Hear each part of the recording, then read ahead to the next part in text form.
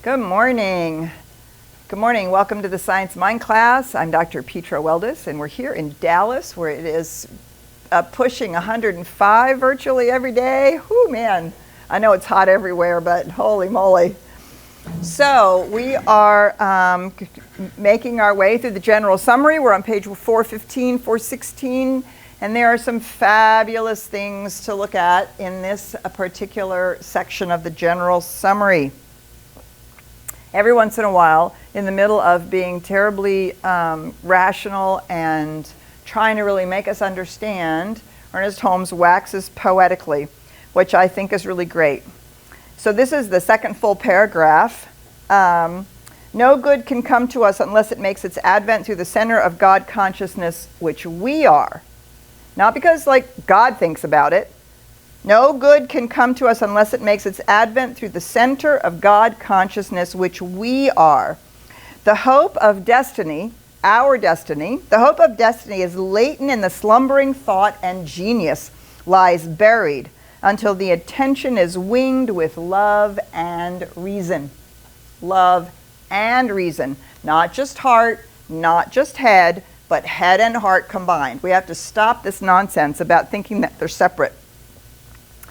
To help those in need is indeed a great privilege, but the blind cannot lead the blind. We must awake to the realization that a divine partnership has already been formed between the seen and the invisible. Right, so we have to wake up to the creative process. We have to wake up to the way, the nature of reality, both the visible and the invisible reality, and we have to recognize that no good comes unless it comes through us. No specific good comes unless it comes through us. And that good actually lies slumbering within us, not out there somewhere, not because Spirit wants us to have it, but because we recognize the latent truth of life and of ourselves. So the next paragraph talks about we couldn't know each other if we weren't all part of the same mind. If we weren't all part of the same unifying whole, we wouldn't know each other, we wouldn't know what's going on, we wouldn't be able to engage in a way that really allowed us to touch each other's presence.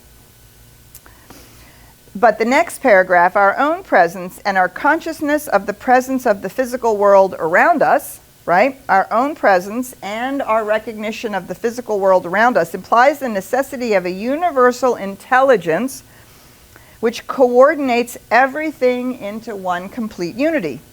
This means there must be a standard of reality which we do not set, but which we may discover.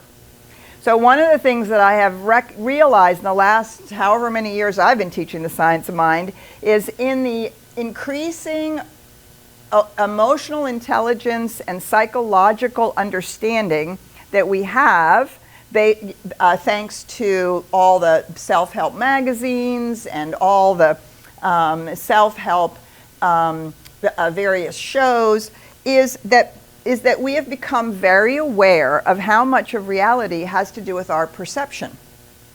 But it would be a mistake if we said everything was only our perception.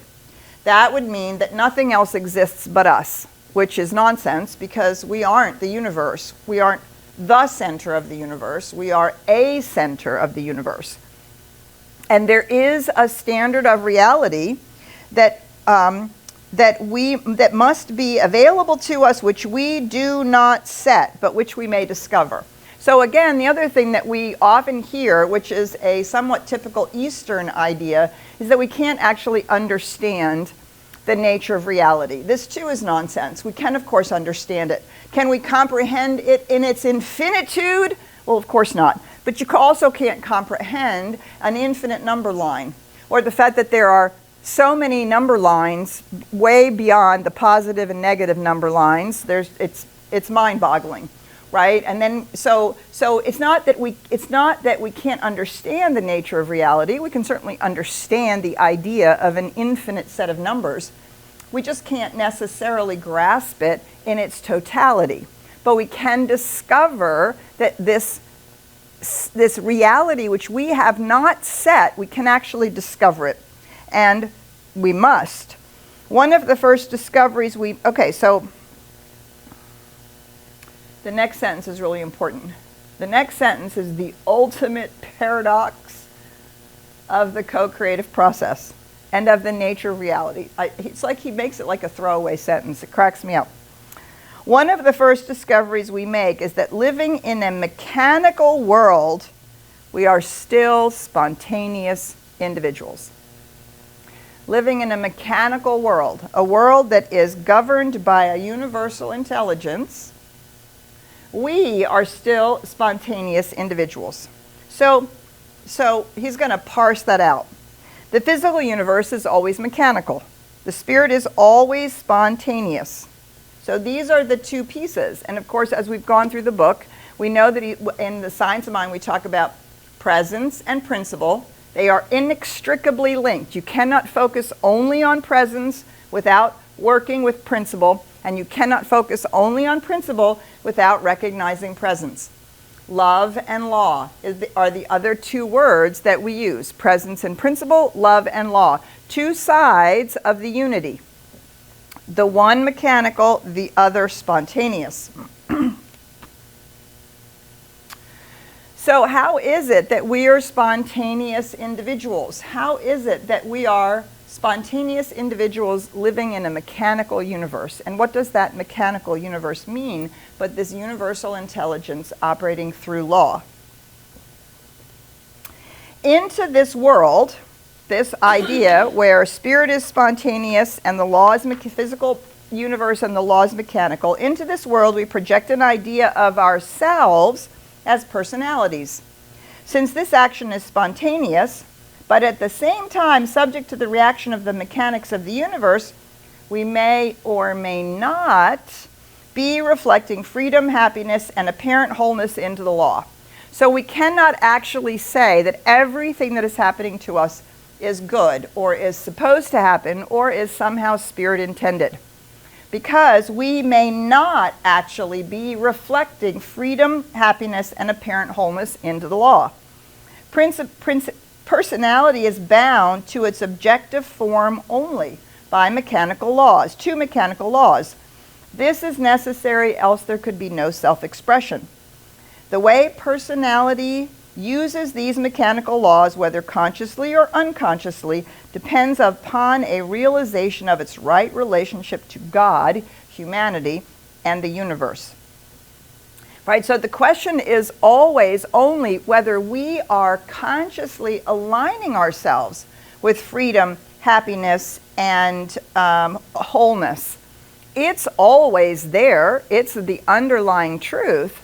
But because we are spontaneous individuals, personalities that can act or think or imagine outside of a necessity for alignment, that's what allows us to be spontaneous individuals, right? To do something outside of the necessity of what the law would say. So we might think about the fact that that the acorn has to grow where it falls. The acorn can only grow into an oak tree. That's just the mechanical necessity of it.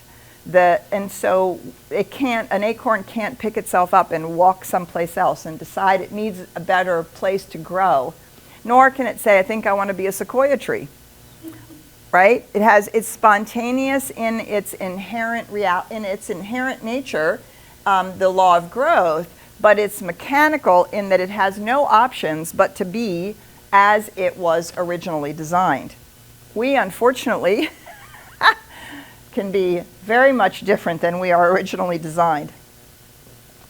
So now he's going to talk about this mechanical law.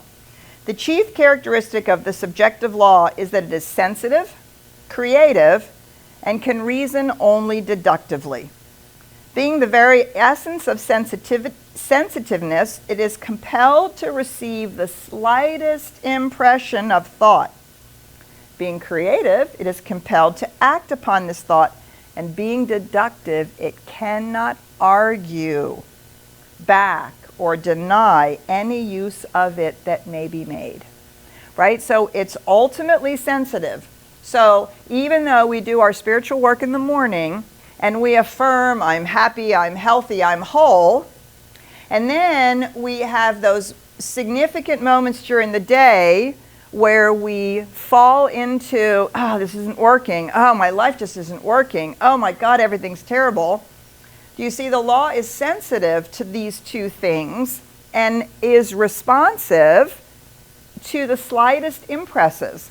It's completely creative, so now it's creating a mish between I'm happy, whole, and complete, and oh my God, my life doesn't work, right? It's creating a mixed outcome, and it can't argue back. The law can't say, wait. This morning you said you were happy, healthy, and whole, and now you're telling me you're not. So which is it?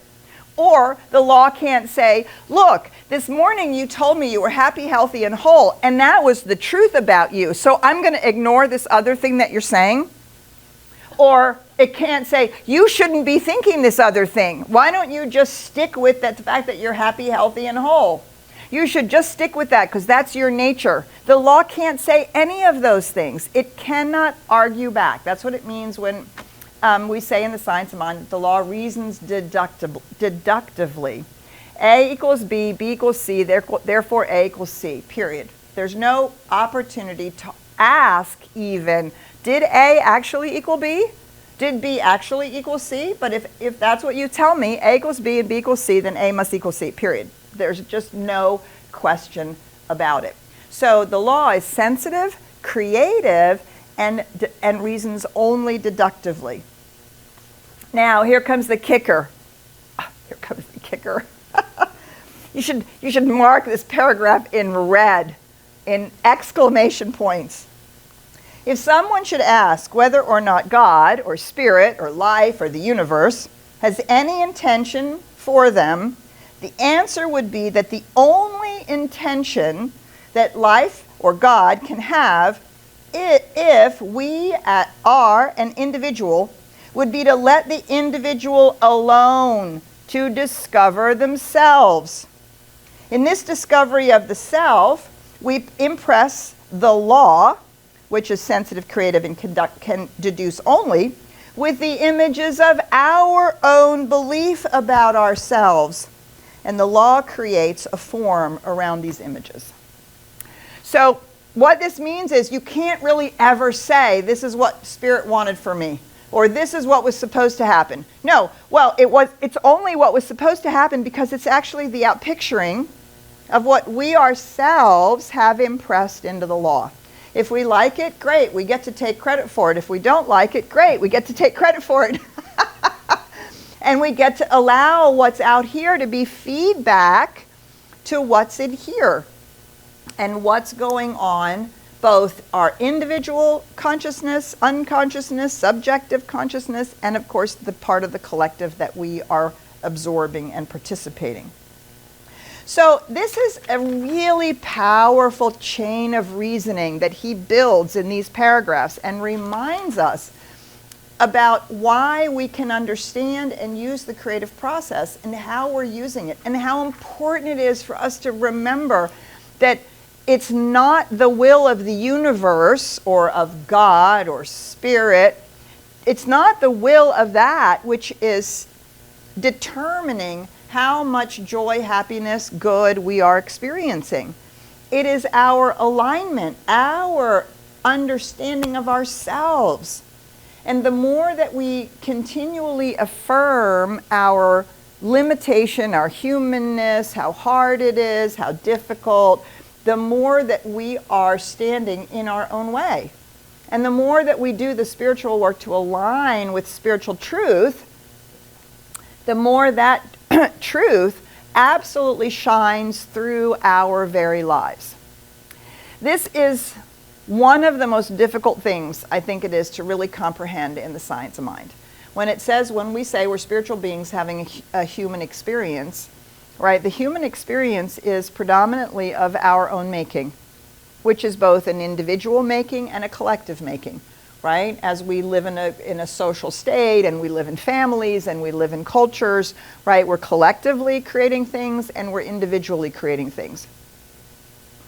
And the law can only ever say yes. The law can only ever say yes. It cannot say, do you really want that? Are you sure? Is that really what you want to say? Do you really want to do that? Wait, you're contradicting what you said yesterday. Because it can't ask any questions. And this is the paradox, right? It's the ultimate paradox that every spirituality has had to deal with. How do you, in a universe of unity, how do you have spontaneity, right? Well, what you have is the individualized expression of the universe that is experiencing its ability to use the law. But to do that, it has to become individualized. It has to become an experience, which is why we say in the science of mind, it's a sense of separation. It's not real separation, but it's a sense of separation, which allows us to be, as Holmes says, a personality, an individual, an individualized experience of this unity. And we get to then decide how we are going to use this recognition of presence and principle, of love and law. And they are intimately tied. You cannot have one without the other. Ooh, all right, big mouthful. This is such a critical line of reasoning that Ernest Holmes presents here in this reminder, right? We're in the summary. He's kind of collapsing everything into this series where we can go over what we have learned and see how much of it we either buy, agree with, disagree with, or embody or don't embody. So we're going to stop here, and I'm going to ask the question, like, how does this sit with you?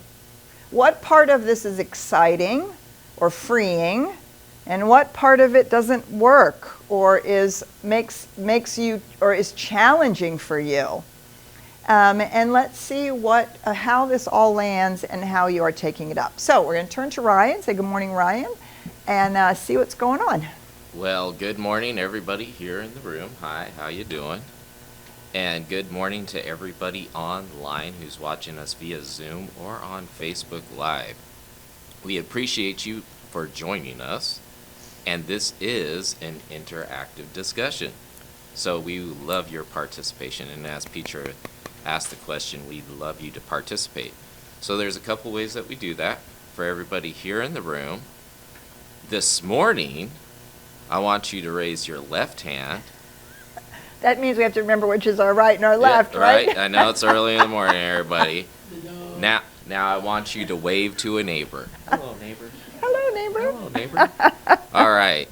And for those who are here in the Zoom room, I'm going to do something different for them. I want you to put in the chat where you're watching us from today. Yeah. And say hello to all the neighbors all across the globe. And I see those who are on Facebook. And okay, so you were all talking about my shirt earlier this morning. And I'm going to do something that's never been done before in the history of this show. Uh-oh. I'm about to show my face. Uh-oh. Yeah, are you Yay. ready? Because I want you to see my loud shirt. It's a fabulous shirt. We love it. Dun, dun, dun. This is personality being expressed. Whoa. So, now that I've shown myself and my beautiful summer shirt, I want you to post a picture inside of the chat of your favorite summer shirt or summer attire. I'm wearing one of my favorite summer shirts. I didn't know we were doing this today. Absolutely. Yours is very free and flowy. Mine is very Gucci and Gotti. Right? I mean, I'm just saying, though. You could see me on a Florida beach somewhere. Yep. Anyway, so back to your question, Petra. So for those who are here online with us, if you're in the Zoom room, I want you to hit the raise your hand icon, which I do see some folks that do. Great. And for those who are in the Facebook, please put your questions and comments, and I can bring those in the room as well. And I do want to mention I keep this all anonymous when it comes to putting your questions and comments in the chat, because we provide a safe container of spiritual growth. And so first off, I'm going to introduce our lovely, iconic Richard, and he's going to help me out with the microphone for the folks here in the room. Yep, there and there. And please say your name so that the way the folks online can hear you and your question. By all means, go ahead. Hi, this is John. Hi, John. I'm actually wearing a winter shirt. Oh! I was feeling a little cold this morning. And, Okay, my brain just went boo. so we hear a lot about fate and destiny and a path that maybe we were supposed to walk. And now I'm hearing, oh, we need to be spontaneous. And I'm just trying to balance those two and think about, what if we do have a destiny and we just keep flitting around and going here and going there and, kind of flavor of the month kind of thing, instead of, I guess what I'm trying to say is, how do we distinguish between sacred disruption and secular distraction? Okay, that was not where I was expecting you to go. I love it. Okay, so first of all, we don't speak about destiny, right? You might hear that, right, in other traditions, or you might hear that culturally. And it's not that you have to be spontaneous. It is that you are a spontaneous individual. That means you have the power of choosing. That's what that means. So there is no God-ordained path for you as an individual other than to be free to discover yourself. So, flitting around month to month, the flavor of the month, is one way in which you can explore who you are and what you like and what works for you and what doesn't. And who's to say there's anything wrong with that? Now, we also know from our experience, even in our own personal lives, but as we look around at people who do actually accomplish things, they do actually feel as though they're moving their life forward, they do actually feel like it's not so much living their destiny, but the truth is they're living their deepest desires. They're living in alignment with what makes them tick, what makes them happy. Right? What we know in observation and also from our own experience is that to unfold that takes commitment and time. And so at some point we may decide, oh, I really want to focus here. And doing so allows something to unfold and it allows something to grow, right? Because remember that we have, out of this spontaneity, there's also the law of growth, that in that sense, yes, you can plant the carrot today, and then you can plant the tomato seed tomorrow, and then you can plant the corn seed, and then you can say, I don't really want the carrot, I think I'll plant another tomato. Oh, no, I don't really, right? You can do all that. But once you've planted something, and you say, I want a vegetable garden, you have to plant it, and then you actually have to tend it so it grows. And so at some point, we do kind of narrow the field and we narrow the focus. But it's our choice to narrow the focus. And it's the way that we narrow it in a way that seems to be in alignment with he uses the term personality. Today, we're more likely to use the term individuality, right? It's our individuality that says, oh, I feel very motivated to have my hands in the dirt and to be outside a lot, right? Or somebody is very motivated, they love to work with numbers and ideas, right? That's not a destiny as it is so much the way that a particular individual is showing up. And I can love numbers and ideas, and that can show up as a million different things to do. Different ways to unfold that, different ways to experience that. And so in the first page of the Science of Mind, one of the I think the most powerful things that it says there is that there is no divine plan except the plan of freedom. And so our job is to discover ourselves. What do we actually like? What is actually in alignment, not just with the secular distractions, but with the truth of our being in its deepest essence, but then also the way it has experienced and come into life with whatever gifts and talents we ourselves have. And so that's part of the fun of it, is to explore that. And so if it takes the flavor of the month or the flavor of the year for a while, so what? Really? Now, it is true that at some point, nothing will grow until we commit to something, right? And then we're in it for the long haul. But not because it was so much our destiny as it was our choice. We decide this feels good, this is in alignment with who we are, this is what we want to be doing for this period of time in our life. And then, of course, we can change our mind, right? That's what it means we're spontaneous. We don't have to be spontaneous. We are, what he means by spontaneous is not what we mean by spontaneous today. He's not meaning like happy-go-lucky or, oh, I think I'm not going to make a plan for today, I'm just going to do whatever I spontaneously feel like it. No, what he means by spontaneous is that we are not governed by a mechanical law that requires us to only be a certain way. We're designed to choose, and we have the freedom to do so. Great question. Great question. All right. So, Ryan. Yes.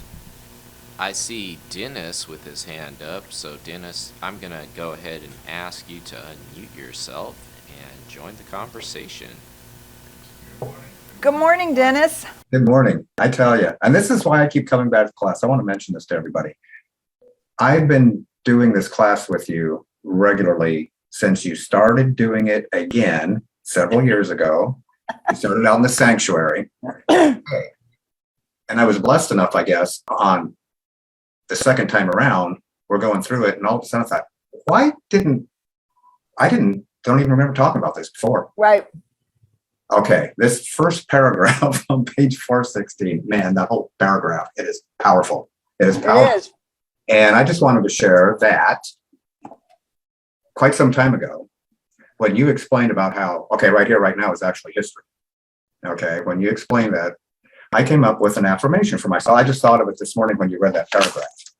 And that is, I do my best to be conscious and remind myself all the time, and of course, there's times I slip, but I am constantly creating my future history.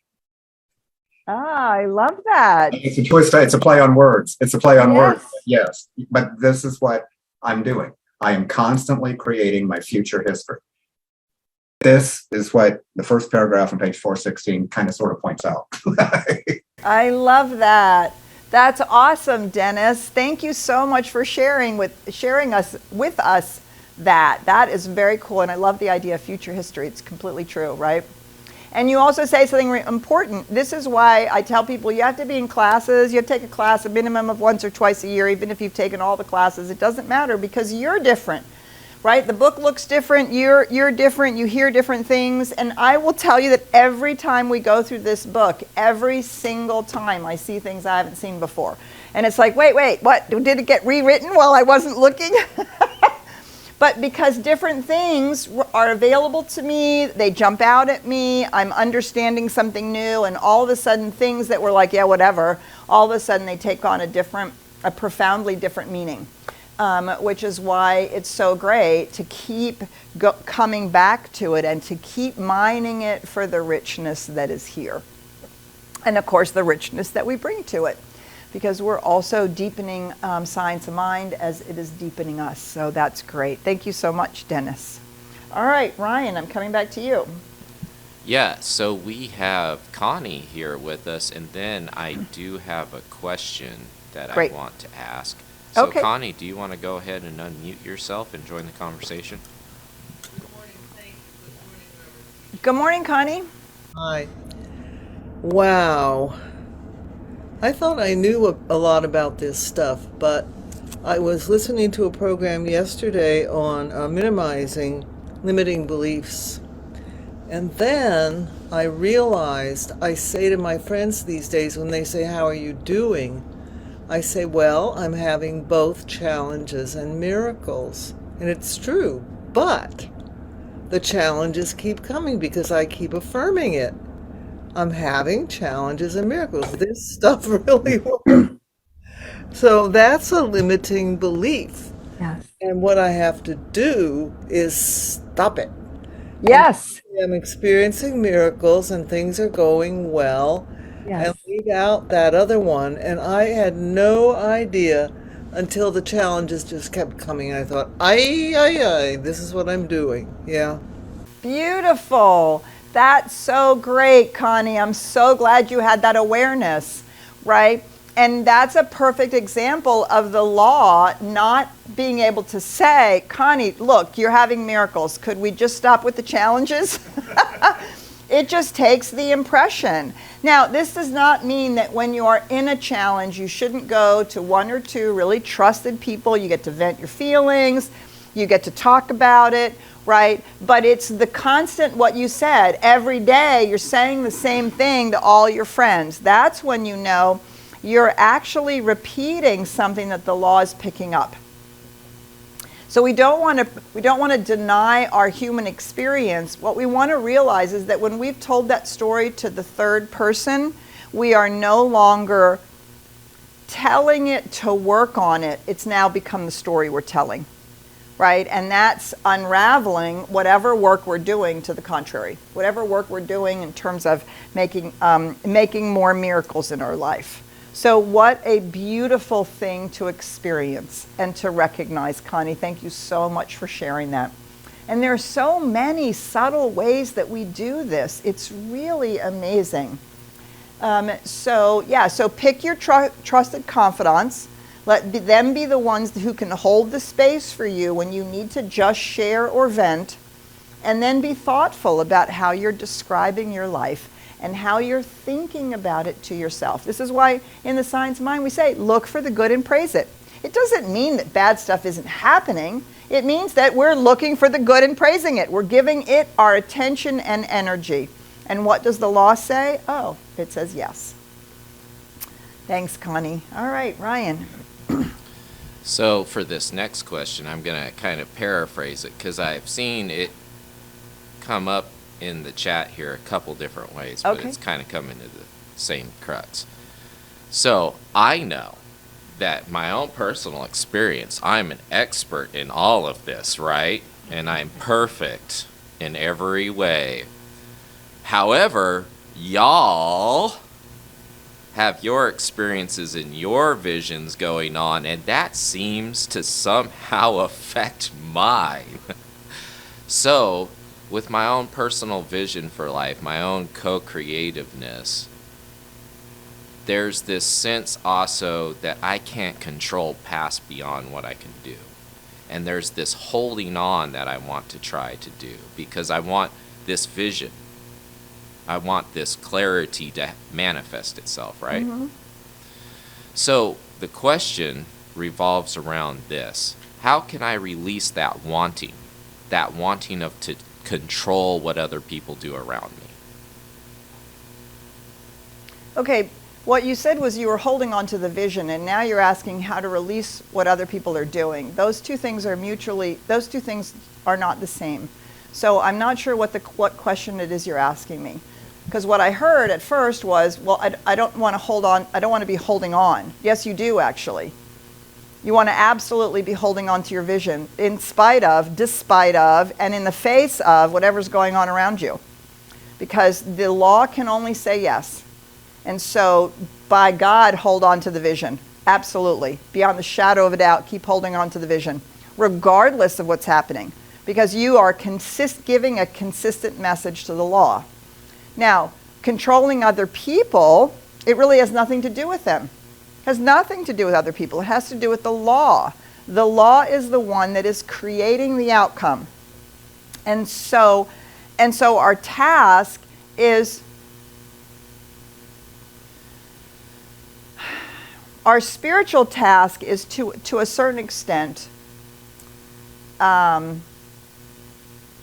detach what other people are doing, detach from what other people are doing, and realize that the infinite law is so universal that it doesn't matter what other people are doing. We have to become so committed to our own vision that really it doesn't matter what other people are doing. And so how do we let go of the need to control it? Is we stop thinking that they have power over us. We stop thinking that they are as powerful as the infinite law. And so this is the paradox of being a spiritual being having a human experience. When I am engaged in an individual relationship or a conversation with another human being, of course I am compassionate. I want to tell them how my experience is impacted by what they're doing. I want to be able to share my experience, not my truth. It's not truth with a capital T, but it is my perspective, my experience, how something is impacting me. I want to be able to say to them, no, you can't do that. All of that is the psychological human engagement with other people, which has nothing whatsoever to do with spiritual co-creation. In our spiritual co-creation, we are doing the work in one place and one place only, and that is in the creative process. And we are being the impulse which is impressing a new idea into the universal law, or continuing to support an idea, impressing it into the law, expecting it to manifest. And so, I'm trying to think of, I mean, there's a million experiences that I have in my own personal life. The one that, that I use, it's the most concrete one that I have, is that when I was getting divorced, Jason was a year old, and I decided that living in my cabin in the woods, I could not financially support my son. I mean, I lived 30 miles outside of a town of 600 people. Nobody was working at home at that point, right? This was a long time ago. The internet didn't even exist. And so I decided that I would see if I could live with my mom and get some help. Only the problem was that I was in Washington State and she had moved to Texas. And my ex-husband was completely opposed. Utterly, absolutely opposed. And of course, legally, I wasn't allowed to take Jason across state lines unless my ex-husband agreed. So, so here was somebody absolutely no. And what did I do? I did my spiritual work. And I put a stake in the ground. July 17th, I'm moving to Texas. Actually rented the U-Haul, put a deposit down in January. And I did my work every day. Jason and I are well taken care of at my mother's. Everything works out to support this. This is what I choose. This is what I believe is best for me and my son. I'll do whatever it takes to make sure my son has a relationship with his dad. That was my vision. And I held to that vision. No. And I held to that vision. No. And I held to that vision. I had conversations. We went to mediation. We went to counseling. No. And I held to that vision. I held to that vision. I held that vision. I didn't need for him to be different. I didn't need for him to change. My spiritual work wasn't about him getting his act together. It wasn't about him changing his mind. It was purely and 100% about what I had decided was best for me and my son. And I included him in that. He would have an amazing relationship with his dad, which he did. And, so my mother had already come. We were already packing up. We were just about ready to go get the U-Haul and start putting the boxes into the U-Haul when my ex-husband agreed.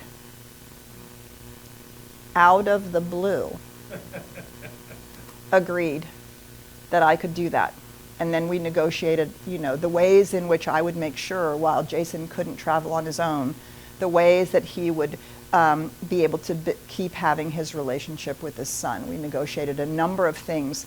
On the holidays, I went back up to Washington State for the entire summer and lived with a friend so that he could be with his dad the whole time on, as much as his dad could do. We negotiated all kinds of things that would make it possible, because that was part of my vision. I didn't want to just, deny that relationship. And so this is the thing, right? And so we become so convinced that the spiritual process is actually what it is. And we just keep at it. We keep at it. We keep at it. And yes, I had one particular trusted person who I would go to, right, who could hold the container for that and say, it's going to be okay, it's going to be okay, it's going to be okay. And then I could get that out of my system, hang up the phone, be done with it, and go back to my vision. And I didn't talk about the fact that he kept saying no. I kept saying, just when people would ask me, I kept saying, yeah, I'm selling my house, I'm selling my cabin, and we're going to move to Texas. That's all I said. And if they asked me more information, I just said, well, it's in the works. It's in the works. It's in the works. It's in the works, right? This is the discipline. This is the discipline. The discipline of recognizing that when we're doing our spiritual work, we're doing our spiritual work. It has nothing to do with our engagement with individuals on the human and personal level, right? That's governed by our love and our psychology, and whether or not we're people-pleasing, or whether we're, have dysfunctionality and all of that. That's a whole nother level of work. That's what we do therapy for. And we grow our emotional intelligence. But our spiritual work is additional or different than that. So it's a great question. And of course, we're seeing it now writ large, nationally, internationally. What do we do when groups of people have an impact on us, or seem to have an impact on us, right? We hold the vision. We hold the vision, we hold the vision, we hold the vision. We look for the good and praise it. We look for the good and praise it. We look for the good and praise it. Where is it working? Where is it going the direction that we've decided it should be going? How is it unfolding in places, and where is that happening? And we continually give that energy. If we give too much energy on where it's not happening, the law is sensitive to that, and it's creative. And now we are giving it two different messages, and the law cannot ask anything about that. And it cannot say, excuse me, you're giving me two different messages. And it cannot say, do you really want to spend that much time on what you don't want? How about we spend all this time on what we do want, to really give that consistent message to the law? So it's a great question. And it is always the most challenging thing, because other people are their own essential self, and they are having their own feelings and their own experiences. And that's truly, if I ever think of the word magic or miracles, that's really where it is. I don't have to know how things are going to work out with another person. I just know that they will, because I'm using a law. And so somehow it has to work out. I may be changed, they may be changed, the situation may be changed, it may become a no thing, who knows? I don't have to manage any of that. That's the law's job, to manage all of that. So it's a great question. And of course, it's also an opportunity for us to bring it home to ourselves. It's the other thing I really had to realize, that it is much easier to know what you should do than it is for me to know what I should do. And so if I focus all my time on trying to control you, or the other person, or the other people, I never have to look at what Connie so beautifully demonstrated. Oh, I'm sending conflicting messages to the law. I'm the one who's actually bringing some of this about by participating in it in consciousness. I'm the one who's continue to help to hold it in place, because I'm continuing to give it energy. So it's much easier to say, well, they should change, they should change, they should do this, and if only they did that, I would be happy. So yeah, that would be the last thing I would say then. I don't know how many of you saw it a couple of years ago. Maybe it was only last year, but I think it might have been 2 years ago. There was a lovely, beautiful woman on AGT. Her name was Nightbird, and she was dealing with a very significant cancer. She actually said from the stage she had a 2% chance of surviving. And she sang this song she wrote, It's Okay. It's just amazing. It was an amazing song. Go look at it, Nightbird. Ooh, I'm going to cry. And she said, what I learned is I can't wait for everything to be all right, to be happy. Man, you could have heard a pin drop. So that's the thing, right? That's our discipline. That's our discipline. What am I focused on? What am I thinking about? What am I paying attention to? That is our discipline. Because remember, the law is sensitive, it's creative, and it cannot argue with you. It can only take what we give it. So, yeah, spend some time with these paragraphs. As Dennis said, they're rich and full. All right, we're going to carry on next week. We'll continue on with our general summary. So grateful to spend this time with you here in the room and with those of you online. Thank you so much for joining us this morning, and we'll see you in the celebration. We'll see you next week. We'll see you when we see you. Bye for now.